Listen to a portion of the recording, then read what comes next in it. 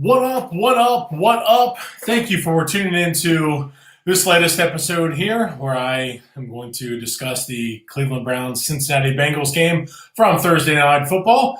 My name is Chris Asbrock, and as always, I'm your host where I do my little Asbrock's Bengals thoughts brought to you by Impact Sports Cincinnati. Well, my friends, was a frustrating game last night as the Cleveland Browns took care of the Cincinnati Bengals 35-30 in First Energy Stadium in Cleveland, Ohio. When you look at everything, this was a very, very, very frustrating game where the Bengals seemed to last week against the Los Angeles Chargers took a couple steps forward defensively, only to take 15 steps back this past game against the Browns and revert back to their 2019 form where they were just brutally gashed on defense. And it was a rough go of it for the Bengals. There was a couple bright spots, mainly the bright spot of Joe Burrow. Plain and simple, Joe Burrow, we have a star in the making here in Cincinnati. Our franchise quarterback, Joe Burrow, is plain and simple. He's the real deal. In 2 games, he's simply been fantastic. And granted, you see some of the rookie mistakes. That's why I'm willing to say there's a lot more of the. Now, when I say fantastic, obviously, the interception. He got sacked for a fumble last night. He's taken a couple sacks that he probably shouldn't have. But still, when you look at what we've seen so far, the total package of Joe Burrow, it's why I've been ranting and raving since August of last year that Joe Burrow needed to be our guy. And it's definitely playing out that way as Joe Burrow is simply he's as advertised. And that as a team, you gotta feel good about it. Again, it's something to be ecstatic about. If you look at Joe Burrow last night, he was 37-61, 316 yards. He was sacked 3 times for 31 yards. He did throw 3 touchdowns, no interceptions, a quarterback rating of 90.6, while his longest throw was 23 yards, and that was to C.J. Uzomah on the touchdown. Joe Mixon on the ground, 16 rushes for 46 yards. He averaged 2.9. His longest run was 9 yards. Joe Burrow, he ran it 7 times. I wouldn't say really necessarily ran it in terms of play calls, but he ran it for 19 yards, average of 2.7. Gio, 1 for 3. On 24 rushes, Bengals got 68 yards. That's an average of 2.8. Like I said, their longest was a 9-yard rush, which is, in terms, it's, not what you want to see from a team that's, needed to get things going on the ground. Unfortunately, they could not do it. If you're able to check out my preview on fieldtheimpactsports.com or Impact Sports Cincinnati .wordpress.com, I mentioned in there that the key to the game was going to be won via the ground. And the Cleveland Browns have, the Bengals have Joe Mixon, who I truly believe is one of the best running backs in football. Kareem Hunt and Nick Chubb are right there along with Joe Mixon, and they showed it last night. Combined yesterday, they ran for a total of 210 yards on 32 carries. Now, Nick Chubb was obviously the guy. He was the one to go. Rushed 22 times for 124 yards. That's an average of 5.6. Kareem Hunt, 10 for 86, obviously an average of 8.6. You look at the longest run for Nick Chubb, it was 26 yards. He ran for 2 touchdowns, while Kareem Hunt ran for a long of 33. Baker Mayfield ran 3 times for 5 yards. Again, this was not what you wanted to see from this Bengals defense. It was, if you look here, you look at these stats, the final team statistics here as I'm going through, like I said, I've got a bunch of stuff here from NFL, the game book from the NFL. You look at the Bengals only gave up 23 first downs compared to 30 that they had gained. Now, a lot of those might have been in so-called garbage time, but they got the job done. 14 of those first downs, 14 of those 23 were via the ground. Now, you know, you could say, well, it might have been, short yardage, something like that. But regardless, give up 14 first downs on the ground, not what you want to see. The part that really upsets me is the Browns were 5 of 8 on third down. Now, there's a couple things for that. That's a high, to me, that's a high, conversion rate. That's 63%. Wow. They were only facing a third down 8 times in this game. The Bengals were 8 for 18 on third down. That's 44%.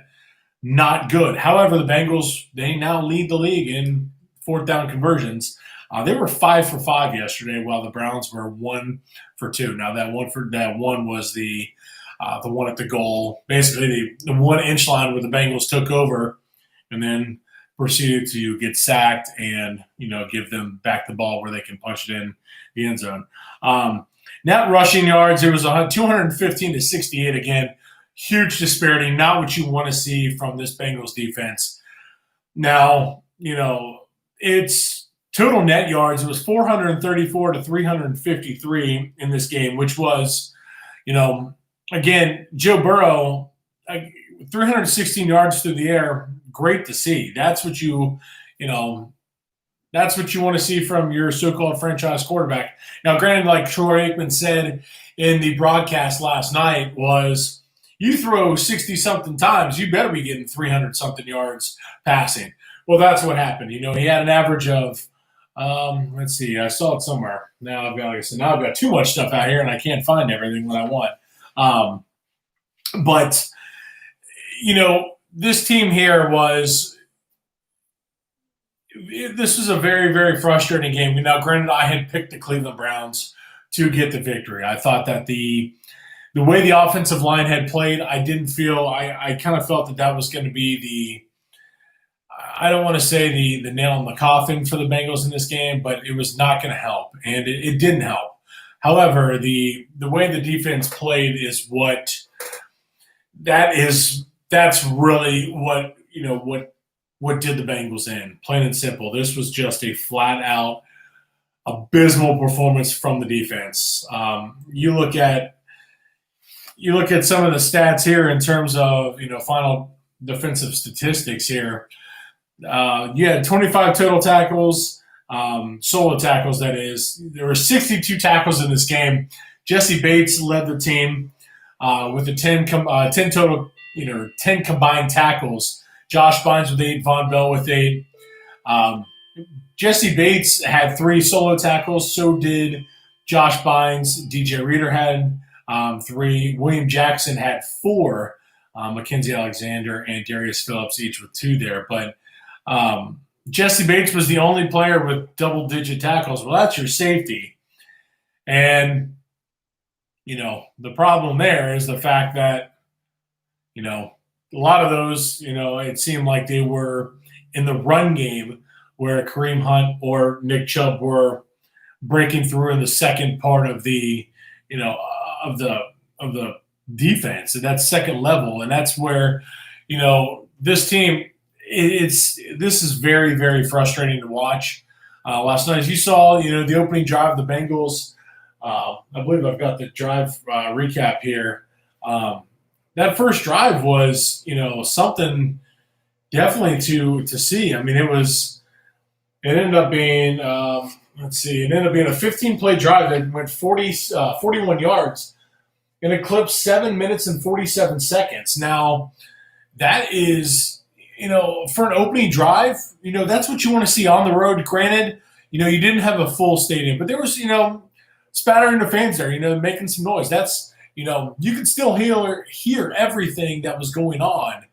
And for Joe Burrow and his first NFL game on the road, I felt he did an admirable job, and that's what we saw on that drive there. Like I said, a 15-play drive, covered 41 yards. Now on that drive, there was a couple. Let's see where it was here that I saw. What I liked was the very first play. The very first play of the game, the Bengals went deep to A.J. Green. Now, this has been something that we saw last week, and you see Joe Burrow and the way he attacks downfield. Now, the problem, I love the fact they're going for some of these shots because it shows some initiative, and you can definitely see when Joe Burrow's got time, the guy makes some great throws. I mean, just fantastic throws, even on the run. I mean, if you remember the one play he made last night where he scrambled out to his right and he found T. Higgins on the sideline on the run, just a gorgeous throw and threw it to only where T. Higgins can make that catch. That's what you want to see from your quarterback. I mean, that was a beautiful play. Now, in terms of I'm trying to think. You see, in terms of the pressures, it was definitely something that I'm trying to find. See unfortunately the statistics here are not what I want to not what I want to see. It's not helping me out here, but the way things played out in this game from the first drive all the way to the end,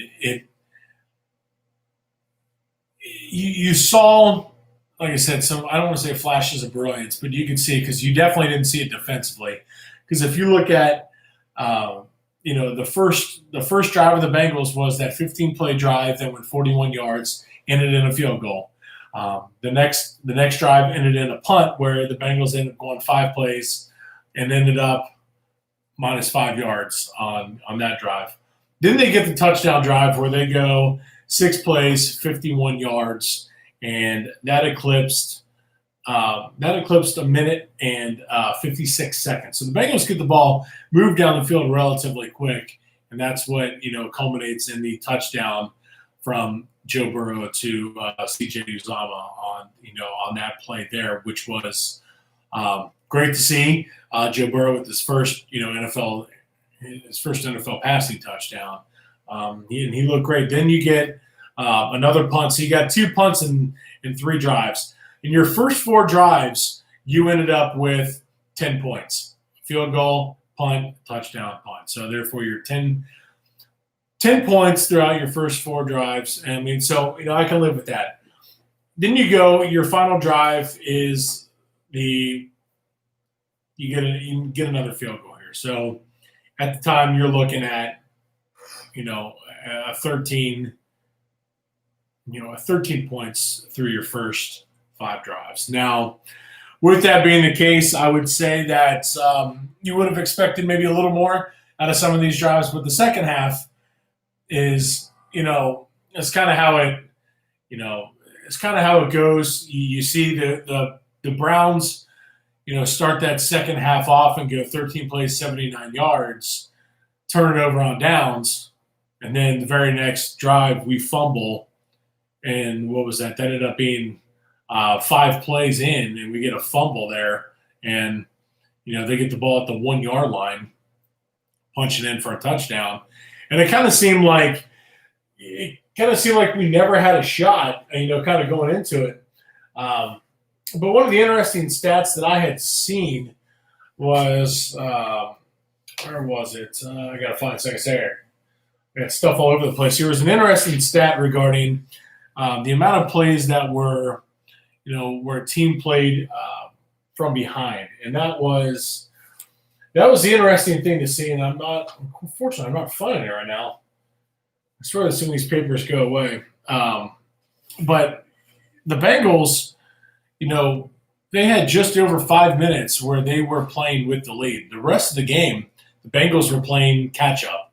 And, you look at the Cleveland Browns, 3 of their first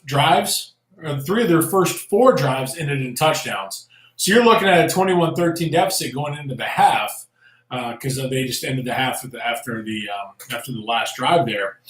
And then, like I said, they get the turnover on downs where you think, okay, here's a shot to really get back into it. But then they go up 28-13, so you're kind of like, well, that's a little rough. The Bengals, they go down and get a field goal. So now it's 21 or 28-16. They're like, okay, let's see what happens here. They get the interception, drive down. The Bengals get off the interception for 14 plays, 69 yards. And, there was a 14-play, 69-yard drive. However, 14 of that there was 14 more. It was a total net drive of 83 yards that culminated in a touchdown. And then this is the drive that I think really swung this, as if anything else before didn't swing this game. This was really the nail in the coffin drive, where it's a drive that goes just 2 minutes. And that's, this one here, you get it within a score. At this point, you're like, okay, we're, right here, right back at it. And then it gets ugly here. So you're looking right now at a 28-23 game, and you're thinking, okay, here's our shot. You hold them defensively here. By goodness, we got a shot at this game and making things happen.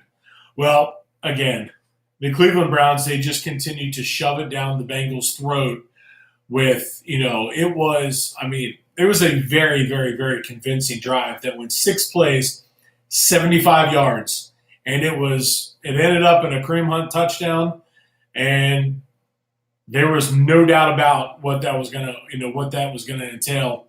That was going to entail the Cleveland Browns flexing their muscle and shoving it down the Bengals' throat, and that's what they did.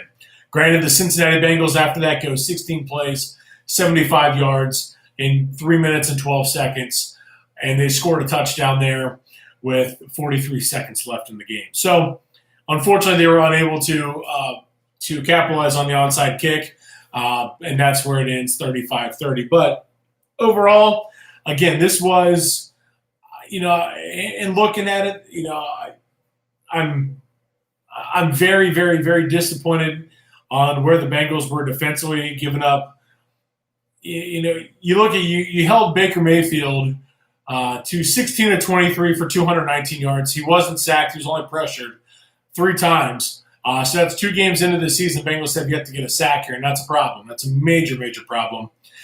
His longest play, or his longest completion, was that 43-yard touchdown pass to Odell Beckham Jr.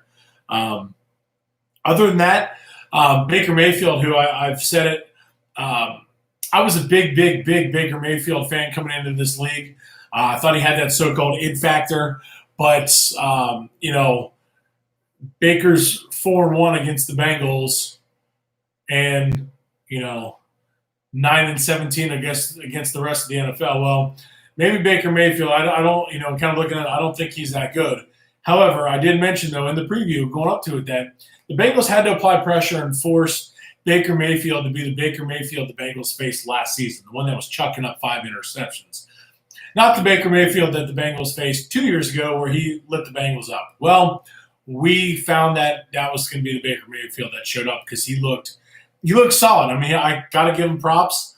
Again, 16 of 23 for 219 yards. He did have the 2 touchdowns, and he did have the 1 pick where William Jackson did get the huge interception at the end, or towards the end of the game, in that first drive of the fourth quarter for the Browns, and really gave the Bengals a chance to make a major comeback in this game. That's what we saw. But in going back to it, again, this was a huge game for the Bengals defense. They had to come in and get the job done, and they just flat out did not do it, giving up a total net yards of 434 in this game. Again, this team's reverting back to the 2019 form. Now, granted, the Bengals went out and signed a lot of, they brought in some free agents to try and, shore up this defense. Now, granted, Geno Atkins is out. So is Mike Daniels, and Trey Waynes is out as well. But when you look at it, this team, the way they played last night, granted, I don't think, a lot of people are saying that, Geno Atkins would be the savior of this defense. Obviously, that's not going to be the case. But I can guarantee you one thing. They would not have been gashed last night like they were, if Geno and Mike Daniels are in there as part of that defensive line rotation, I can guarantee it, they are not getting gashed like they did last night, to the tune of 210 yards from two running backs. That's not going to happen if Geno and Mike Daniels are in there, plain and simple. And I'm willing to, I'll die on that hill. Granted, do they win that game? I don't know. I think they very well could, because I feel that if the Bengals defense played even 5% better than what they did last night, I think they could come away with a victory in that game. Couple major takeaways again. Right side of the offensive line, just absolutely brutal. Bobby Hart. You never know what you're going to get with Bobby Hart. There are plays where Bobby Hart looks absolutely, like I said, the human turnstile. But then he goes in there, and you see him last week against Joey Bosa a couple times, where he's doing a great job, and the play, comes to fruition. You see a nice positive play come from that. Well, last night you see a couple positive plays when Bobby Hart is taking care of Myles Garrett. So you're like, how in the world does this happen, consistently, where he's just getting beat? Fred Johnson stepped in at right guard for Xavier Su'a-Filo. He was out. Apparently Billy Price is injured as well, so that's why he didn't play last night. I mean, to me, it's like part of me kind of wanted to see Fred Johnson flip with Bobby Hart on that right side to see, because Fred Johnson's a bigger guy. But, overall, it's some of the plays that were made and some of the pressures that were sent on Joe Burrow. This poor guy is going to get, like everyone says, he's just going to get killed in the backfield unless things get shored up. And that's what has to happen, plain and simple. This is 1,000% on Jim Turner. They got to get this figured out. They got to get it figured out, as soon as possible, because you cannot continue to have your franchise quarterback running for his life every time he drops back in the pocket. It simply cannot happen, because you see when he has time to throw, my God, some of these plays are simply fantastic, and that's what we have to see, from the offensive line, is giving Joe Burrow time so he can make some of these great throws. Now, granted, the same situation happened, with the team last, great. It's great. I'm at my in-laws' house here, and phone's ringing. You see the team, the way, they come out in the first half last year, they looked poor. They were a porous team, offensive line, but they stepped up towards the end and played relatively well moving down the stretch. So that's what we're seeing here. Hopefully it's going to come back to where they play a hell of a lot better now than what we saw, towards the end of last year. That's what we cannot afford to see. We can't afford to see it take a while for this, offensive line to pick it back up and get things going. You simply cannot have that. And at this point in time, it's kind of like, well, that's kind of what we're seeing. But this defense has to step up to complement the offense that just put up 30 points in a game where, like I said, Joe Burrow looked good. Plain and simple, he targeted 9 guys. There's really nothing much more you can say about that. If you look at, like I said, he targeted 9. Only person not to have a reception in this game that was targeted was John Ross. Now, that's going to be another thing I'm going to touch on here is John Ross.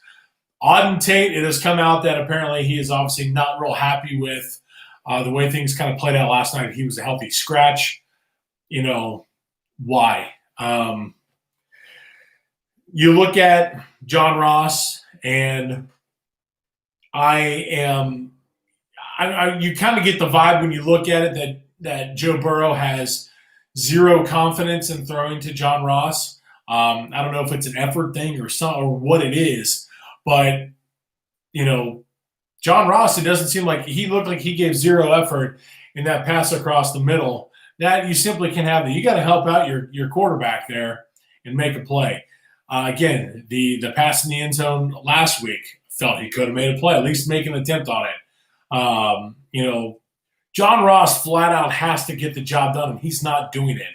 I understand he's a first-round pick, but damn it, when he's not making plays and he's hurting the team, and you got a guy sitting on the bench that you scratched in Auden Tate, who is a freak athlete, has a huge catch radius, and you're going to, who has apparently been the so-called MVP of training camp moving forward and has a great rapport, from what I've heard with Joe Burrow, you can't keep doing that and continue to put out the product you're doing and expect different results. It's just not going to happen, and that's what you're seeing right now from this team. And again, they're seeming to tread water every single week by throwing out an offensive line that is porous and continuing to throw out John Ross, who is just simply just not getting it done.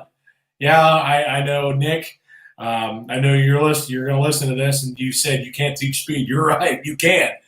But as I've always joked with you, I mean, it's sometimes, goodness gracious, he'll catch the tough ones, but he'll drop the easy ones. And Joe Burrow only targeted them twice, and that was it. Everybody else had double-digit targets, or not double-digit, but they had more than the 2 targets. I mean, A.J. Green was targeted 13 times, came away with only 3 receptions for a total of 29 yards. A.J. Green is simply a shell of himself. It's not what you expect from this Bengals team. It's pretty rough. But it's kind of it's not really what we want to see here. Simply you just have to get things done here. If you're AJ Green, you signed the franchise tender, you're the top dog on this receiving core. Make plays. Tyler Boyd's simply stepped up and been great. He was targeted 8 times. He hauled in 7 of those 8 for 72 yards, an average of 10.3. He did have a touchdown reception, and his longest was 17 yards. So, overall, again, it was tough to watch. If you're a Bengals fan, it's just not what you want to see. But again, the positivity coming out of Joe Burrow is something that's that's something you definitely want to see there. Oh man, it's again, this is tough, but again, lucky part is the Bengals have a so-called mini bye this week. You don't play for a couple days, or you wouldn't be playing, like in the weekend, like the rest of the NFL is. So you have, like I said, you're off for the next couple of days, and then you have your following week off, as you would normally have before you play next Sunday on the road against the Philadelphia Eagles. So Cincinnati Bengals fall to 0-2 again in a game that you kind of see very little positive and a lot more negatives coming out of this game, unfortunately, for this team. I am going to talk about some things that kind of wanted to see. I put it out there on Twitter, like, what kind of things do you want me to discuss? One thing here, Nick Martin says Bobby Hart. Plain and simple, again, Bobby Hart. What is it? Jim Turner, again, I say it's 100% on Jim Turner, and it flat out is. Jim Turner, he's continuing to believe in his guys, but man, it's nice that you believe in them, but my God, you got to have some results coming from it, and that's not what we're seeing right now. Again, you see a couple of flashes of brilliance there from Bobby Hart, like I said, where he's throwing some really, good plays in together, where he's taking care of a so-called Myles Garrett or Joey Bosa, but then the rest of it seems to completely, fall apart. And that's another thing here. Bill B on Twitter. WTF is Jim Turner seen during practice that makes him believe the OL is okay? He's like, they're going to get Burrow killed. Turner and Louis Anarumo should be on scorching hot seats. That's what I continuously ask myself, what's going on in practice that is showing, that that the O-line is, good to go. Because obviously we're not seeing practice like they do, and they're coaches for a reason, but there's got to be a reason. And it's not, nothing's coming out here because it's not, obviously the results on the field, they speak for themselves, and it's obviously has not been pretty, plain and simple. I think if things don't, pick up here, Louis Anarumo is going to be the guy that, he's going to have to take the fall for this because, excuse me, this is his defense, plain and simple. And if this team doesn't pick it up, this is all on Louis Anarumo. I mean, the offensive line's on Jim Turner. So, pretty soon, if this doesn't pick up, you are wasting some time here with Joe Burrow. And I'm not saying the Bengals were going to win the Super Bowl this year. No, I felt the Bengals could go anywhere from 6-10 to 9-7. There's the differentials there to where this team can make some plays and win a couple games here and there that they're not expected to. After the end of this week, I felt that they would be at no worse 1-1. I didn't expect 0-2 going into these first two games against the Chargers and Browns. I didn't expect that. But, you kind of see, like I said, you kind of see some things that make you shake your head. And again, continuously seeing Jim Turner and head coach Zach Taylor running out the same offensive line, that's a little puzzling to me. That's something I think that it has to get cleaned up fast. Otherwise, Joe Burrow is going to be spending the rest of the time, this season on the sidelines injured. And that's the last thing you want. So that's another thing there. Matt Stahl goes, we're talking about Bobby Hart, he goes, more particularly, how many secrets of Zach Taylor does he know? He has to be blackmailing somebody. It's a pretty, humorous tweet there on that, because it's simply, you really wonder like what it is, because, it just seems odd. But again, it's the Bengals, and that's kind of what we're, I want to say we keep being accustomed to. It's not fun. But again, the positivity is there with Joe Burrow. Plain and simple, Joe Burrow has been, a nice bright spot in this team. And it's going to continue to get better for Joe Burrow. The guy's got a moxie, he's got swagger, and he makes plays. And he's got a beautiful touch on the football on a couple of those passes. So that's, again, something we want to see more often than not, and that's what we are seeing. So that's going to wrap it up. I've gone way too long on this one here. This has just been – I was kind of rambling on and on. So I kind of want to wrap it up here. But again, it's been tough, but this team, there is some positivity, like I said, in this Bengals football team for Bengals fans to to be okay with it.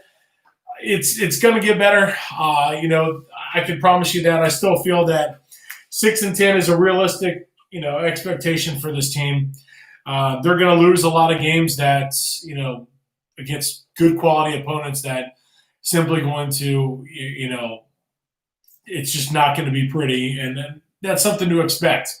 But with Joe Burrow, I truly feel that they're going to sneak a couple games in here and there. Sort of like the situation with the Chargers last week, where Joe Burrow gets them in a position to be in a good spot to get a game-winning kick or a game-winning touchdown, something like that. I still feel the Bengals are going to pull out a couple wins like that you're not going to quite expect. And I feel that they could win 6 games this year moving forward. But that's going to be the most that I would predict right now as of what we've seen so far in these 2 games. That would mean the Bengals go 6-12 the remaining part of the year.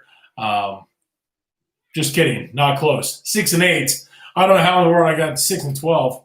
It's been a long day. No, but I mean they would go 6-8 the rest of the season. That's something I don't know if how realistic that is. Again, I still think they can make it happen though. But it's going to come back. Obviously, this mini bye week is going to be something that you're definitely going to want. You want to see some hard work being done in the stadium for this team to get better as they move forward. Plain and simple, it has to happen. So again, the Bengals fall to 0-2 on the season.